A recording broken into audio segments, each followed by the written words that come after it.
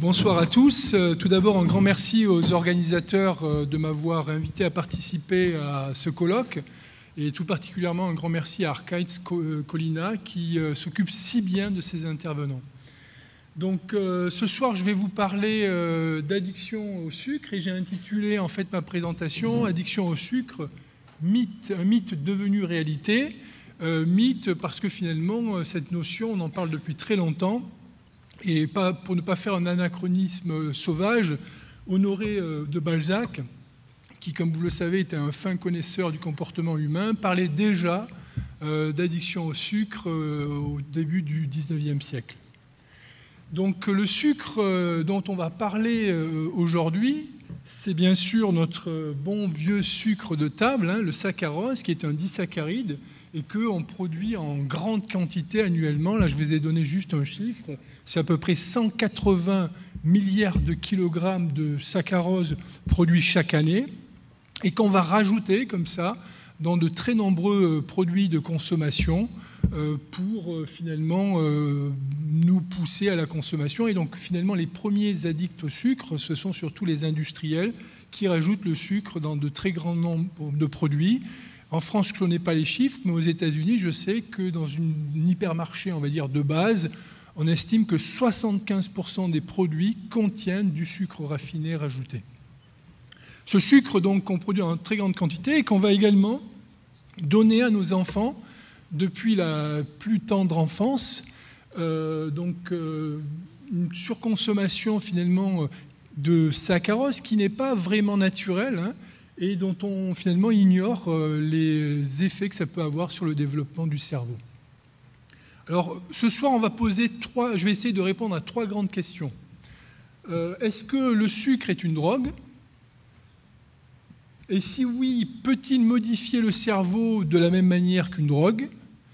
Et enfin, est-ce qu'on peut développer une addiction au sucre telle qu'on l'a définie pour d'autres substances comme les drogues, cocaïne, héroïne, nicotine, cannabis, etc. Mais avant de répondre à toutes ces questions, je voudrais poser la question, pourquoi se poser cette question de l'addiction au sucre?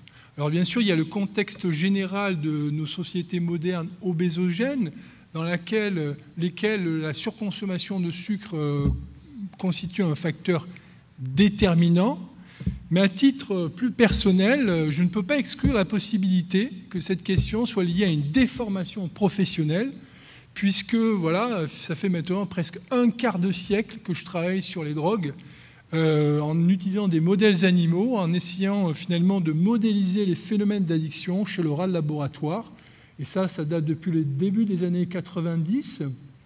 Et au cours de ces nombreuses années, on a développé des modèles animaux pour essayer de comprendre comment finalement la consommation prolongée de drogue, cocaïne, héroïne, un peu la nicotine, modifie les circuits neuronaux de nos cerveaux pour éventuellement nous pousser à la surconsommation de drogue, à l'escalade et à d'autres finalement signes cliniques de l'addiction.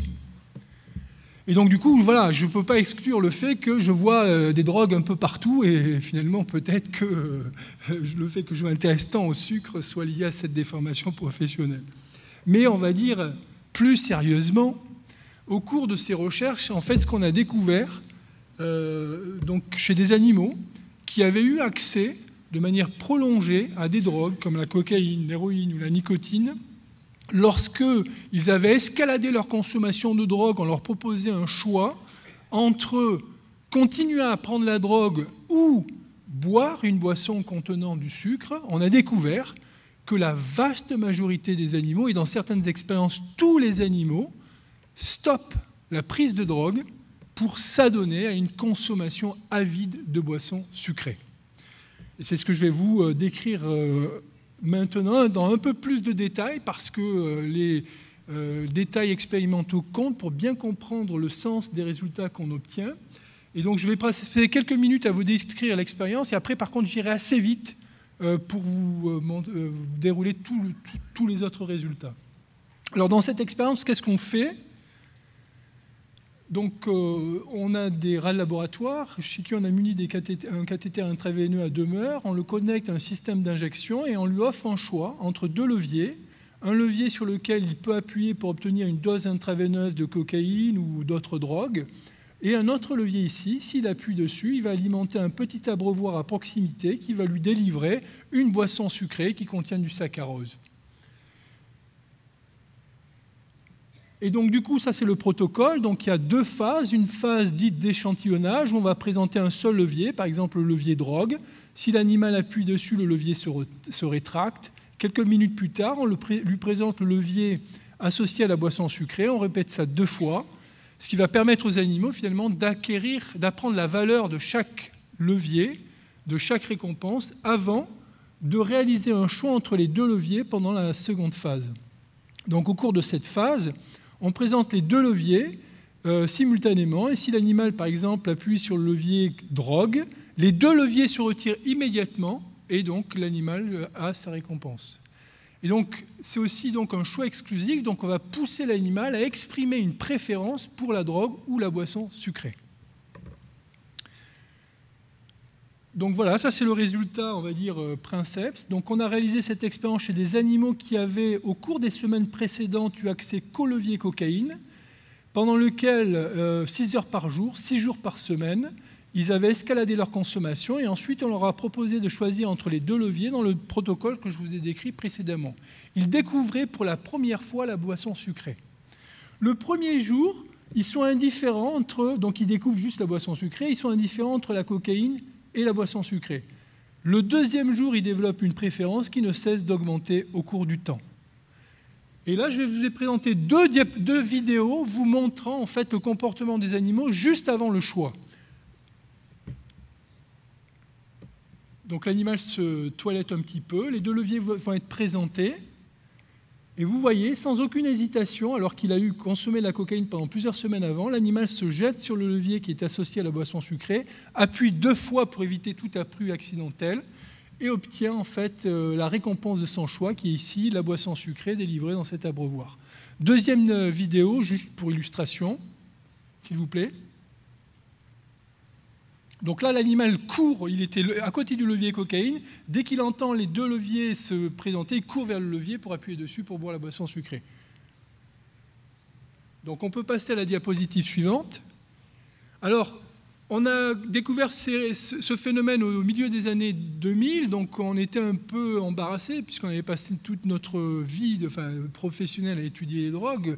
Comment se fait-il qu'après simplement une journée d'exposition à une boisson sucrée, les animaux se détournent d'une drogue qu'ils avaient consommée plusieurs jours auparavant et pour laquelle ils avaient escaladé leur consommation. Et donc, du coup, on a été très contents quand récemment, donc au NIDA, à Baltimore, donc dans les laboratoires intramuros du NIDA, un groupe dirigé par Yavin Shaham a rapporté strictement la même chose, mais avec la méthamphétamine et des morceaux de sucre. Et dans cette expérience, donc les animaux, pareil, ils avaient eu accès à de la méthamphétamine pendant plusieurs semaines, 9 heures par jour. Ils avaient escaladé leur consommation. Mais là, ils avaient, juste avant le choix, été pré-entraînés à appuyer sur le levier pour obtenir la nourriture sucrée. Et résultat vraiment très frappant, dès le premier jour, regardez, dès le premier jour, et ce pendant 20 jours, les animaux arrêtent la consommation de méthamphétamine quasi exclusivement pour manger des pastilles de sucre. Abstinence totale, en fait. Il y a 0 rat, et ils ont répété cette expérience des dizaines de fois maintenant, 0 rat ont développé une préférence pour la méthamphétamine. Même résultat pour la nicotine. Donc ça, c'est une expérience qu'on a réalisée en collaboration avec un groupe en Australie. Donc là, je passe rapidement. Donc, les animaux préfèrent en fait la boisson sucrée, quel que soit le degré d'exposition antérieure à la nicotine et quelle que soit la dose de nicotine. Le même résultat a été observé également avec l'héroïne, quelle que soit la dose d'héroïne présentée. Et enfin, très récemment, les auteurs eux-mêmes ont été très étonnés du résultat. C'est un papier qui a été publié dans The Journal of Neuroscience. Des rats qui avaient appris à appuyer sur un levier pour s'auto-stimuler leur faisceau médian du télencéphale, qui est le circuit de la récompense dans le cerveau. Lorsqu'on leur a demandé de choisir entre des pastilles de nourriture, de sucre, pardon, de saccharose et de la stimulation intracérébrale, intrahypothalamique, je vous assure, ont préféré le sucre, même pour des stimulations maximales, parce qu'ils avaient fait plein de calibrages auparavant, maximales de leur faisceau médian du télencéphale. D'accord ? Ils étaient même très étonnés dans la discussion, ils ne savaient pas trop quoi raconter. Ils ont dit « Ah, mais tiens, on a aussi observé la même chose avec les drogues. » Mais bon, ils ont publié ce résultat. Donc, c'est un phénomène, en fait, qui est quand même assez général. Et donc, bien sûr, face à un tel phénomène, plein d'interprétations multiples sont possibles. On pourrait passer des heures à discuter de la signification de ce résultat. Je vous ai juste illustré quelques interprétations potentielles ici. Je ne vais pas rentrer dans le détail. Si vous voulez, on pourra en discuter au moment des questions. Et ce que je vais faire, c'est plutôt me focaliser sur l'interprétation selon laquelle le sucre générerait un signal de récompense potentiellement addictif. Et ce qui m'amène à poser la première question de ma présentation, est-ce qu'on peut considérer le sucre réellement comme une drogue? Alors pour pouvoir répondre sérieusement à la question, on rappelle rapidement ce que c'est qu'une drogue. Bon, je ne vais pas vous embêter avec ça, vous savez tout ce que c'est. Donc c'est une molécule exogène que l'on consomme par différentes voies d'administration. La voie intraveineuse étant la plus addictive, c'est celle qu'on utilise dans nos expériences avec les rats.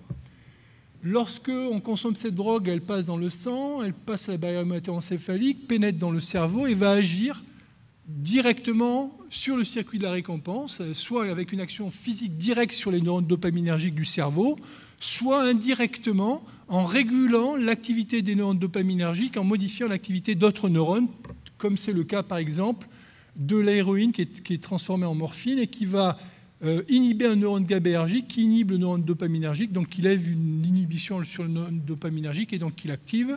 La morphine peut aussi agir sur des afférences glutamatergiques qui régulent en les inhibant, en les excitant, qui va exciter le neurone dopaminergique. D'accord ? Donc, une drogue, ça peut agir sur le circuit dopaminergique indirectement en passant par d'autres neurones. D'accord ? Et donc, lorsqu'on va surconsommer la drogue, en fait, ça va aussi générer des modifications synaptiques durables dans le cerveau qui peuvent se matérialiser ici par des modifications morphologiques au niveau des neurones. Et là, je vous ai donné un exemple, c'est le très beau travail de Kolb et Robinson qui a montré qu'après administration répétée de cocaïne, on a en fait une augmentation de la densité des épines dendritiques au niveau de l'arborisation des neurones, qui suggère finalement des modifications structurales durables induites par la drogue. Quid du sucre? Eh bien, c'est une très jolie expérience réalisée par Eugene Kaktin à Baltimore, au NIDA. Donc, il a donné une boisson sucrée contenant 10% de saccharose à des rats de laboratoire. 10% de saccharose, c'est la concentration qu'on trouve dans les sodas. Et ensuite, il a enregistré, grâce à une technique de voltamétrie couplée à un biosenseur du glucose, qu'il y avait en fait progressivement une hyperglycémie cérébrale, en particulier dans l'hypothalamus et dans le noyau accumbens, qui, comme vous le savez, est une région très importante dans les processus de renforcement. Que va faire ce glucose? Alors bien sûr, il va alimenter les neurones, hein, ça vous le savez tous, hein, c'est le substrat énergétique des neurones. Mais en fait, il va aussi activer les neurones dopaminergiques plus directement. Et donc ça, c'est une très belle expérience réalisée par Ivan de Arroyo, qui a découvert que chez des souris qui ont été modifiées génétiquement, qui ont perdu en fait le goût sucré, donc elles sont aveugles au sucre, que lorsqu'on leur donne à boire du sucrose, il y a toujours une libération de dopamine. D'où vient cette libération? Du glucose post-ingestionnel. Lorsque vous buvez du saccharose, c'est métabolisé en glucose et fructose, et le glucose monte au cerveau, comme je vous l'ai montré tout à l'heure. Du coup, ils ont testé ça plus directement avec des souris qui pouvaient s'auto-administrer intragastriquement du glucose, donc sans passer par le goût sucré. Donc il y a une activation dopaminergique directe qu'on n'observe pas avec un édulcorant artificiel qui n'a pas la composante post-digestionnelle en glucose. D'accord ? Ce qui suggère que donc, lorsque je bois une boisson sucrée, hyperglycémie cérébrale, activation de mes neurones dopaminergiques, mais comment? Peut-être, via des neurones, je ne rentre pas dans les détails, dans l'hypothalamus latéral, des neurones qui contiennent un certain neuropeptide. Lorsqu'on les détruit spécifiquement, cet effet dopaminergique disparaît. Donc l'hypothèse, c'est que lorsque je bois ou je mange du sucre, ça va activer mon hypothalamus latéral, et ça on le sait, qui lui innerve la région d'origine des neurones dopaminergiques dans le mésencéphale ventral et qui va activer mon circuit de la récompense. Et donc du coup, ça nous permet de formuler une hypothèse, ce que j'appelle l'hypothèse pavlovienne, selon laquelle finalement le glucose post-ingestionnel serait un stimulus inconditionnel primordial qui conditionnerait toutes nos préférences sensorielles, à la fois pour le goût sucré, mais également pour tous les stimuli alimentaires distaux, olfactifs, visuels, qui précèdent finalement l'effet du glucose intracérébral. Qui fait qu'après ce conditionnement, lorsqu'à la simple vue d'une crème glacée, finalement, j'ai une activation des neurones dopaminergiques. Alors ça permet de formuler tout un tas de prédictions. Je ne rentre pas dans les détails. Juste une, c'est que si cette hypothèse du conditionnement est vraie, on pourrait donc du coup déconditionner notre préférence pour le goût sucré. C'est ce qu'on a fait en séparant l'expérience du goût sucré de la composante, en séparant temporellement l'expérience du goût sucré de la composante glucose post-ingestionnelle, qui fait que justement le goût sucré apparaît sans récompense glucose, et donc du coup on éteint la préférence. Très bien. Je vous ai donné quelques arguments qui permettent de penser que la composante drogue dans le sucre, c'est le glucose et qu'elle agit sur le cerveau comme les drogues en agissant sur les circuits dopaminergiques via des neurones dans l'hypothalamus latéral. Mais est-ce que ça modifie le cerveau comme les drogues? Alors, rapidement, oui. Donc ça, c'est des données qui ont été réalisées grâce à l'autostimulation intracérébrale. Donc lorsqu'on donne un régime riche en sucre, mais ici aussi en graisse, on induit une surconsommation qui aboutit à une obésité et qui est associée à une perte de sensibilité dans le circuit de la récompense, de même nature que celle que nous avions observée avec l'escalade de la cocaïne des années auparavant, suggérant que la surconsommation de produits riches en sucre induit des dérèglements du circuit de la récompense que l'on observe également avec les drogues. Est-ce que ça induit des modifications morphologiques? Ça, c'est des données très récentes qui montrent qu'après une exposition intermittente chronique de plusieurs semaines à un régime riche en saccharose, on induit une chute des récepteurs dopaminergiques de type D2 et des modifications de l'arborisation dendritique dans le noyau accumbens qui sont similaires à celles observées avec les drogues. Peut-on devenir addict au sucre? Je vous signale, il y a des posters de Mélina Fatseas sur ces questions-là, donc je vais passer très rapidement là-dessus. Donc, posons la question aux gens qui souffrent de ça. Donc, ça, ce sont de jeunes personnes obèses entre 16 et 18 ans qui rapportent leur expérience avec la nourriture. I am a sucker for candy, ice cream, pop and cookies, sweets, pop, anything junk food. I seem to get drawn to eat like a fly to a light. It is like a drug. I think I am addicted to food. Alors on pourrait dire ils sont influencés par l'air du temps et c'est pas très sérieux de leur demander s'ils sont addicts ou pas. Donc du coup, des études plus sérieuses ont essayé on va dire, traduit le manuel statistique et diagnostique permettant de diagnostiquer les addictions aux drogues en l'appliquant aux produits alimentaires. Et les produits alimentaires visés, c'est surtout des produits qui contiennent du sucre. Et ça a été appliqué à plusieurs types de populations non cliniques. Et il a été observé qu'en fonction des études, c'est toujours entre 6 et 10% des personnes qui présentent tous les critères d'une addiction au sucre. Et donc ça a été aussi validé récemment pour la version 5 du DSM, donc par une équipe canadienne qui estime qu'il y a à peu près 8% des personnes avec des degrés de sévérité différents.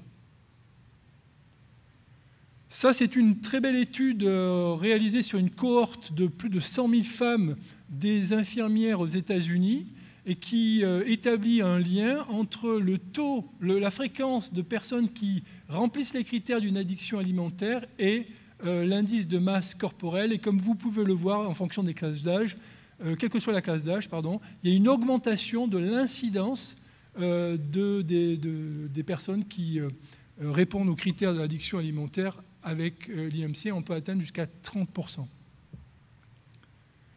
Donc enfin, voilà, je pense avoir, dans mon exposé, réuni tout un ensemble, tout un faisceau d'informations permettant de penser que le sucre est effectivement une drogue, elle modifie le cerveau et que certaines personnes peuvent éventuellement développer une addiction à cette substance. Et en fait, juste pour finir, rapidement, tout ce que je vous ai raconté, en fait, ça avait été découvert au début du XXe siècle par Coca-Cola, qui finalement, à travers l'histoire de son produit, qui au départ, je vous le rappelle, était basé sur la formule du vin Mariani, hein, donc un mélange d'extrait de cocaïne contenant de la cocaïne et du vin, de l'alcool. Et donc aux États-Unis, en 1885, bien avant la prohibition qui va y avoir au début du XXe siècle, on a en Géorgie une prohibition contre l'alcool. Et donc du coup, le fabricant, l'inventeur du futur Coca-Cola décide de remplacer l'alcool par du sucre, première substitution.